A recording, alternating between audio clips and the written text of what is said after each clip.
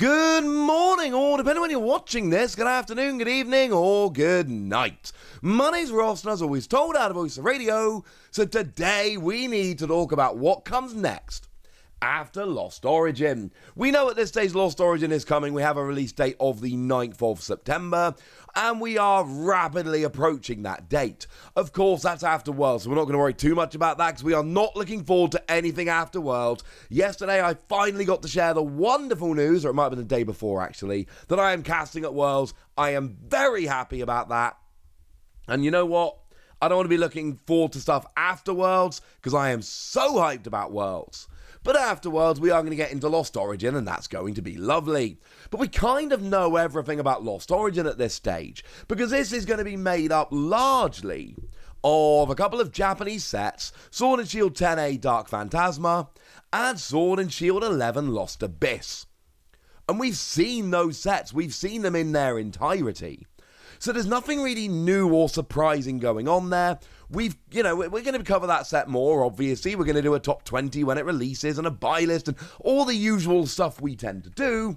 But that set is largely, well, forgive the pun, but set. However, we do now have a little bit of information about the upcoming set, and that is that it has been listed on sites like Solarpop with a release date of the 11th of November.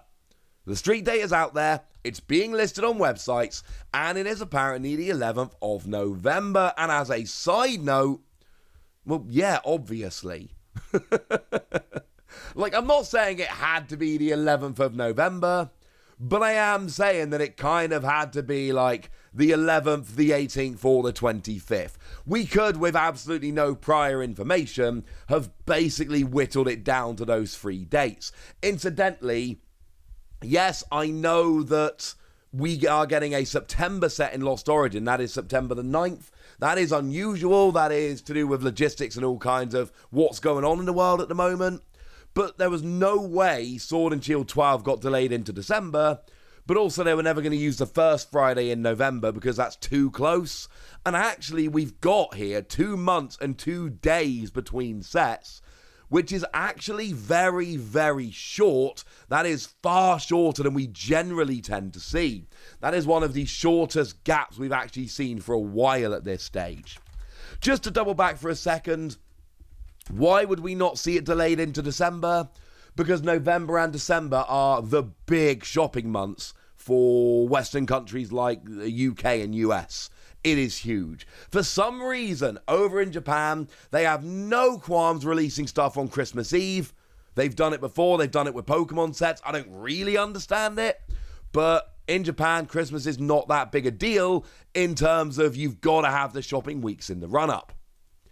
In UK, US, Europe, etc., it really is. There is a reason why Pokemon games always release in mid-November.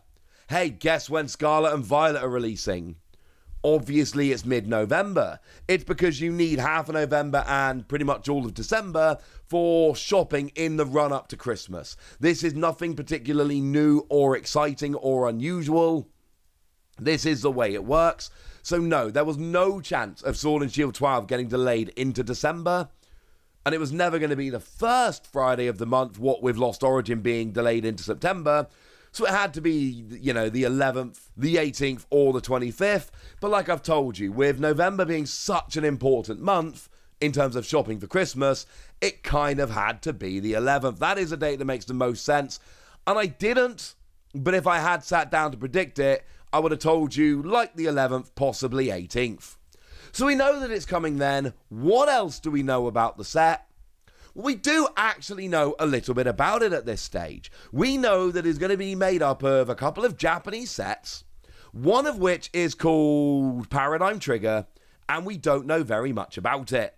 We are fairly sure that it features Lugia, including Lugia V-Star, and that it also features Regieleki and Regidrago, probably featuring V-Stars, although we're slightly less sure about that. And the reason is we've seen listings for Paradigm Trigger in Japan, and we've seen listings for merchandise which features those Pokemon. And as a general rule, when we get a new set, We also get merchandise featuring the main Pokemon of the set, so that just makes way too much sense as it stands. That kind of has to be the case. It doesn't have to be the case, but it kind of has to be the case. I mean, we, as an example, we get Giratina as a V-Star in the new set, and then we go and get the Giratina deck box. We get Aerodactyl V-Star, and we get Old Amber sleeves. Again, it's not... Well, actually, no, to be fair, recently it has been a pretty hard and fast rule, so it's something you can kind of rely on. So that's not been confirmed, but if we look at listings for products and things of that nature, it is as good as confirmed. We are fairly sure at this stage, not guaranteed, but we are fairly sure that we are getting, in a set called Paradigm Trigger, Lugia V-Star, and then Regieleki and Regidrago, probably as V-Stars, but not quite so certain about it. Cool? Cool. And I'm afraid this is a point in the video where I need to interrupt myself. You see, when I started recording this video, we did not know the name of the set. That was 100% true. The problem is, we now do know the name of the set. There have been listings on GameStop and a bunch of other websites, some of which have literally been sending emails out to people that have told us the set name is Silver Tempest. What does that tell us? Nothing. Like, don't get me wrong, if we compare this to the Japanese set names Paradigm Trigger I've just been talking about and Incandescent Arcana I'm about to talk about, then it doesn't really sound like either of those. But come on, Silver Tempest. It's Lugia. It's really obviously Lugia. I mean, first of all, Lugia was, of course, the cover Pokemon from Pokemon Silver. And, you know, Lugia's all to do with water. It's the diving Pokemon, etc., etc. So, yeah. This doesn't really give us any new information, but it does make an awful lot of sense. Silver Tempest, it is about as obvious a reference as you could have to Lugia as far as I'm concerned. So, yeah. We do know the set name now. It just doesn't really give us any extra information. It's basically exactly what we were expecting.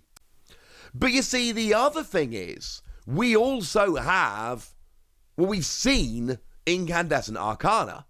Incandescent Arcana is a Japanese set that got revealed last week, and that is going to be in our Sword and Shield 12 set. Our Sword and Shield 12 set should largely be made up of Incandescent Arcana and Paradigm Trigger.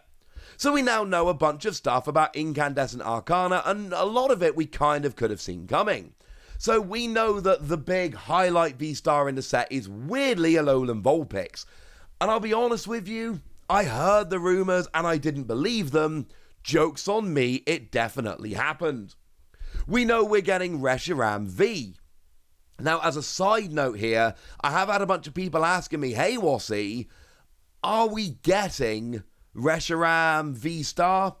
And I can't guarantee it, but the answer is almost certainly not. There are a couple of rare exceptions that coincided with weird Japanese releases, but as a general rule that tends to be stuck to pretty hard and fast, we get Vs and V-Stars revealed together.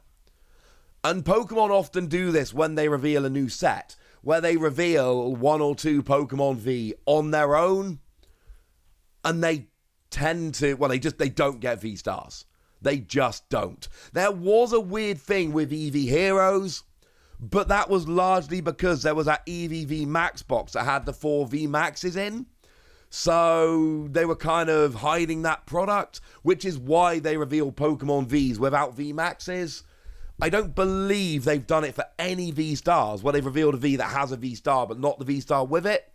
And it's pretty regular that when they reveal a new set, they go and show us a Pokemon V or two, and they never have V-Stars. I'm not saying Reshiram won't have a V-Star, but I'm saying it is very, very unlikely at this stage that Reshiram will have a V-Star. We had it confirmed as we expected that there are Radiant Pokemon. We've seen Jirachi, best artwork probably on any Radiant Pokemon so far. We are expecting 3 Radiant Pokemon, though that has not yet been confirmed. And we've been shown that character rares are coming back. We've been shown Braixen with Serena. And we have been shown Gardevoir with Diantha.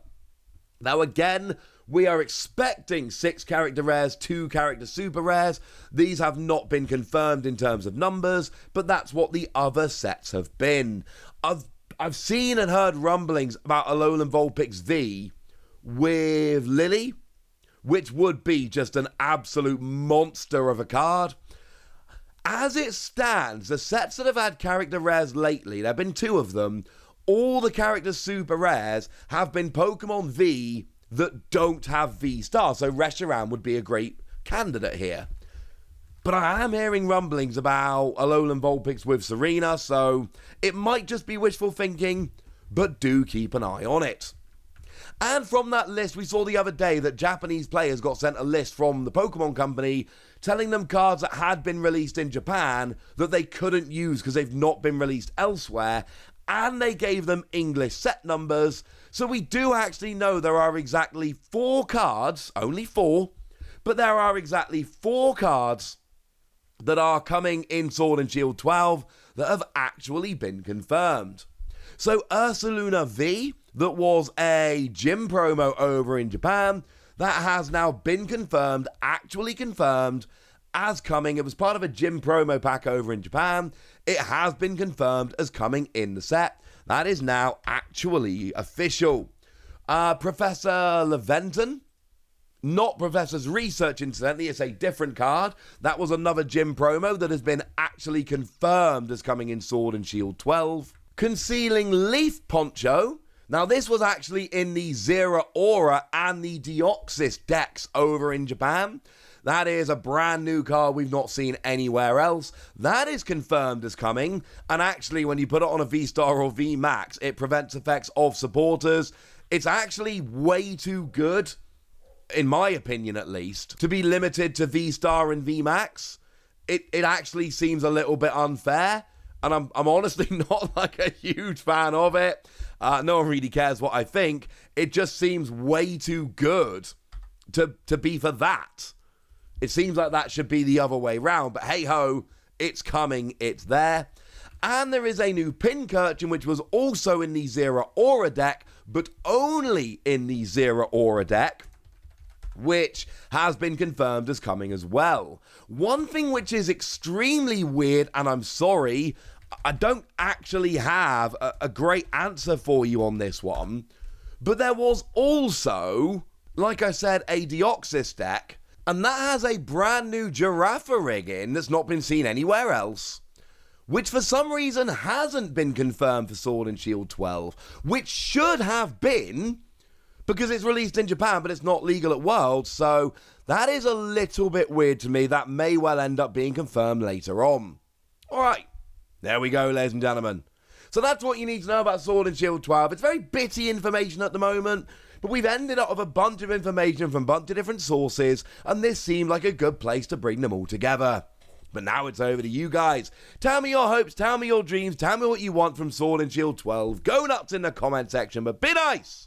And then make sure you like this video, subscribe to this channel, follow me on Twitter at TheWasi. That's where we talk Pokemon and Pokemon cards and other card games and all kinds of fun things. And please do consider checking out patreon.com/PTCGradio, where you can support the channel, get some bonus podcasts, all kinds of fun things. And, you know, you get shout-outs like the lovely Evan Parker, one of our newer Patreons. Thank you very much for the support. I very much appreciate it. But by far, they are a lovely person, I should mention. Evan Parker, lovely person. But by far the most important thing, as always, look after yourselves till next time, would ya? Thank you very much for watching. My name's Ross, and you've been watching PTCG Radio.